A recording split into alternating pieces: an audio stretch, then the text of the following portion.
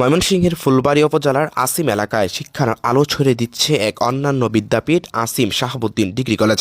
১৯৮৭ সালে বিশিষ্ট রাজনীতিবিদ ও শিক্ষানুরাগী মরহুম আলহাজ মৌলভী শাহাবুদ্দিন আহমেদের সাহেবের স্থানীয় গণমান্য ব্যক্তিদের সাথে নিয়ে এই প্রতিষ্ঠানের ভিত্তিপ্রস্তর স্থাপন করেন।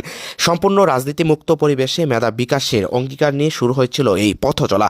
প্রতিষ্ঠার পর থেকে কলেজটি সাফল্যের সিঁড়ি বেয়ে এগিয়ে চলেছে। তৎকালীন সংসদ সদস্য মরহুম হাবিবুল্লাহ সরকারের ঐক্রান্তিক প্রচেষ্টায় কলেজটি এমপিও ভুক্তির পথে যাত্রা শুরু করে।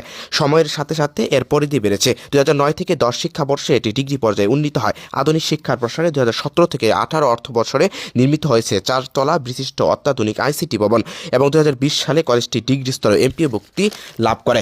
আসিমের শাহাবুদ্দিন ডিগ্রি কলেজটি কেবল একটি শিক্ষা প্রতিষ্ঠান নয়, এটি মেধা গড়ার কারখানা। ফলাফলের দিক থেকে এটি জেলার প্রথম স্থানের গৌরব অর্জন করেছে। এমনকি ২০১৭ সালে উপজেলা পর্যায়ে কলেজ ক্যাটাগরিতে এটি শ্রেষ্ঠ শিক্ষা প্রতিষ্ঠান হিসেবে স্বীকৃত পায়।